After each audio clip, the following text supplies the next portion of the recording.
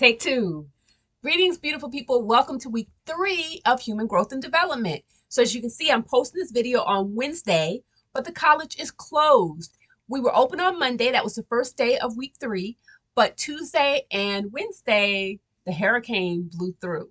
I don't know about y'all, but over here, we pretty safe.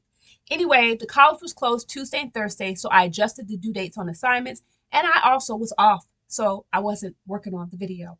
But I'm back because tomorrow, Thursday, the 31st, we go back to campus and the college is back open and it's business as usual. So this week, our topic was still in the beginning and kind of the first 2 years. If you're reading the textbook and following along, if you read chapters 1 and 2, you're on track. In fact, if you finish reading chapters 1 and 2 by this coming Sunday, then you're right on track. If you want to get ahead, you can go ahead and start reading chapters 3 and 4. But this week, as long as you're reading chapter 2, you're technically on the right track because you read chapter 1 last week. All right, so there's 2 ways to earn points, and you can earn up to 30 points total for this week. The first assignment is D2.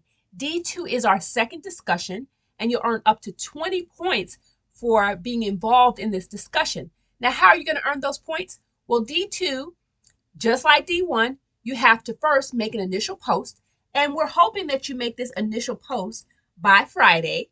Okay, remember I moved the due dates because of the time off, but you have 3 options. I've given you a chance to either be creative, to use the textbook and kind of be straightforward, or to kind of apply the information. So you can watch videos. It's up to you. But you choose one of those options and then you respond in a way that is complete, correct, clear, concise, and creative. So by complete, I mean you thoroughly answering all parts of the question. By correct, I mean you're providing accurate information. You refer to the course textbook or a scholarly article, maybe some information you learned in another class. Okay, so complete, correct, clear, you've proofread and found and gotten rid of all mechanical and grammatical errors. So you're starting the beginning of the sentence with a capital letter and you're ending with a period. You're using commas where needed and you're using spacing. So you're not just having one long, drawn out paragraph. You have 2 separate paragraphs if the conversation or the discussion switches a little bit. You're using headings when necessary, right? You are making it so that whoever's reading the discussion can follow along seamlessly. They understand your logic, okay? So complete, correct, clear, concise. You're not rambling on. You are providing enough information for us to understand you, but you're not going overboard. Now, if you want to err on the side of going overboard, that's okay, because that would be better than skimping out and not giving us much meat. I noticed when I was grading D1, I had to tell a lot of people that there just wasn't enough substance to their post. You didn't include enough details or explanations. So that means your post wasn't complete. By concise, we mean you're not being super repetitive. You're not being redundant, and you're not just adding in fluff. Everything you say is worthwhile and meaningful, and we're glad you said it. Okay, so complete, correct, clear, concise, and creative. Let your personality show through. Don't be afraid to show a picture or add a picture, an image, make a joke, include a quote, share a video. Just kind of make it fun, okay?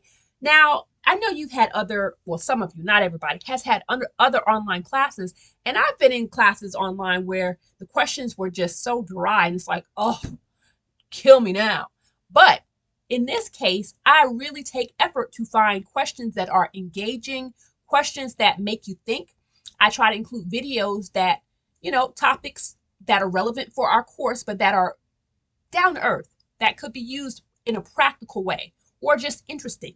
So I try to even include opportunities for you to be creative, to use divergent thinking. And I do that because I want our discussion board to be the lifeline of our class. This is your chance to connect with other class members. It's your chance to connect with me. And we're a learning community. So responding on the discussion board in an appropriate way is so good and is so much appreciated. When you put something crappy on the discussion board and take up space, I'm just like, really? Why are they doing that? So I'm just asking you to do your best. And I noticed that several people got a perfect score on D1, but there was some people who didn't get a perfect score on D1. If you're wondering about your score on D1, simply click in your assignments or your grades and look at the little box that has, it looks like a little chart or something. You click on it and you can see the comments that I made. I will tell you that my comments were minimal. If you didn't score a 20, then you probably got a comment such as needed to reply to 2 or more class members, or you only replied to 1 class member, or you had too many mechanical grammatical errors, or I felt like you needed to add more details and explanations. So I try to keep my comments basic but to the point so you can know what you did wrong. And I might have told you what you did right if I thought your post was compelling. Okay, so that's D2. 20 points. Make your initial post by this Friday, and then you have all the way until September 10th, next Sunday, not even this Sunday, to reply to 2 or more class members. I extended the due date because of the time that the college was closed. Okay, so that's D2. The second thing is the group charter. The group charter is worth 10 points, and our group project, which is connected to this group charter, is not due until the end of the semester, so you have plenty of time. But this charter is a chance for you to meet your other group members and to find out what the goal is as a group. So basically, you're going to connect with your other group members and you're going to find out what your strengths are, what their strengths are, what are some potential barriers that might come up. And you're going to talk about the topic that you've been assigned and how you can narrow that topic down and play with it so it could be something more interesting for the group members, something reasonable to research. And so you're going to kind of lay the foundation, lay the groundwork. The charter is usually about 1 to 2 pages. It is a Microsoft Word document, or it could be a PDF. Some groups even choose to make a PowerPoint with 5 sections because your charter has 5 different sections. Okay, and all of this is included in the instructions. So if you click on the group charter, you'll see the instructions are pretty detailed. If you click on the hyperlink in the assignment, you'll see that I've included a sample charter that literally could be used as a template. So you can download that charter, take out any information that's not relevant, and add your information. So instead of like I put name, and you can just list the names of the members. But you can configure it however you want as long as you have all of the information that's included in the instructions. And that's how your group will get 10 points. Now, only one member needs to turn in the charter in order for you to get credit. But the other members would do well to write a little note saying say the member's name who turned in the charter. That way, when I'm grading it, I'll come across somebody's charter and I won't see anything. It'll say Amira Sims turned in the charter. So then I'll go to Amira Sims's folder and I'll say, aha, whatever she turned in is for the whole group. This is why it's important that every member who contributed to the charter has their name represented on the final draft. If you guys are having some concern about just having one member turn it in, you're welcome to have 2 members turn it in. If your group says, hey, we're still so new to getting to know each other, we want to have each individual member turn it in. For this assignment, I will allow it as long as it's the exact same charter. Do not turn in 5 different versions because I'm going to grade the first charter that I find, and that's what everybody in the group is going to get.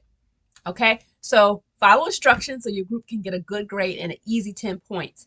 Now, in terms of the group, and you might be wondering, how can I find my group?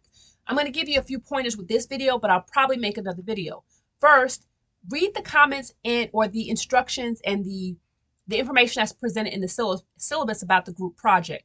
The group project is a required assignment and it's a research project.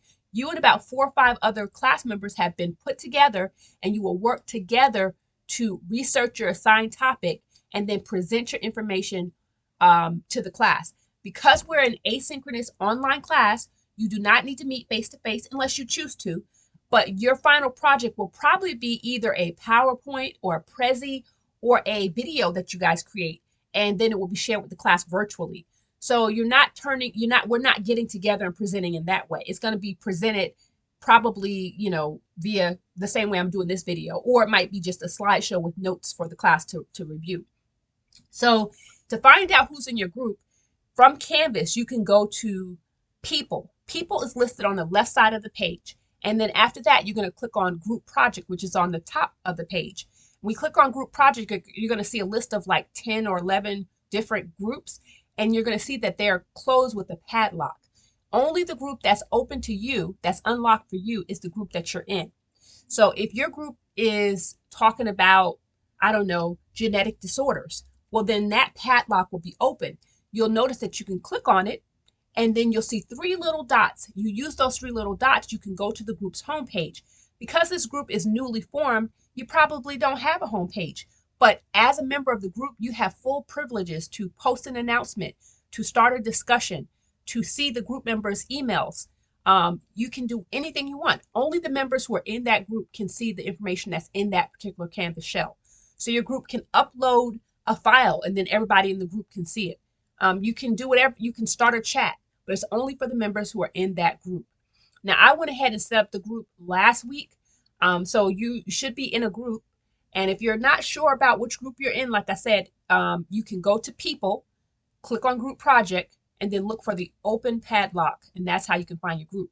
The title of your group, so one, genetic disorders or whatever it is the title is the topic that you've been assigned. So if you've been assigned something like genetic disorders, and maybe somebody in the group has experience with a particular genetic disorder, something like Klinefelter syndrome or Down syndrome, the group could decide, hey, even though our generic topic was genetic disorders, we want to focus specifically on Down syndrome. And so then you could talk about Down syndrome.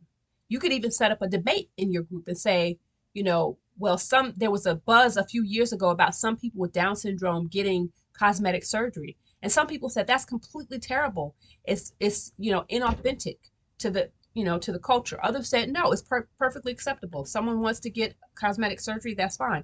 So your group could have the topic of genetic disorders. You narrowed it down to Down syndrome, and then you do a debate about the pros and cons of cosmetic surgery for individuals with Down syndrome. You could take a completely different approach and say, we're going to talk about Down syndrome, and we're going to preview one particular case, a case study of someone who has Down syndrome. So maybe you can do interviews with the mother and the father or the siblings. You can, basically do a case study and present that as your project. It's totally up to the group however you want to do it, but this is your chance to research a topic and to be creative in the way that you deliver that content, the information that you found out to your class members. So it will be a learning opportunity for you and for your group members. Okay, so I made an entire video about the group project, and that is available in one of the modules. I will link it in the comments or in the description section of this video, just so you can have it. But you're welcome to watch that video because it's like a 7-minute video and I go over the group project in detail. This first assignment, the charter, is just 10 little points. And then the group project itself, which comes later in the semester, is worth 100 points. But the same members that you're making with this charter, this is a foundation for that future group project. You'll have other smaller assignments leading up to the project. So it's not like you're just thrown in at the end. So this is like the first step. Okay, the video is already 12 minutes long. I think I've said a lot, but just to recap, read chapters 1 and 2, complete D2 for 20 points, and the group charter for 10 points if you're trying to earn points this week. If you have questions, comments, compliments, or concerns, feel free to drop me an email or post in the questions thread in Canvas. And that's all, folks.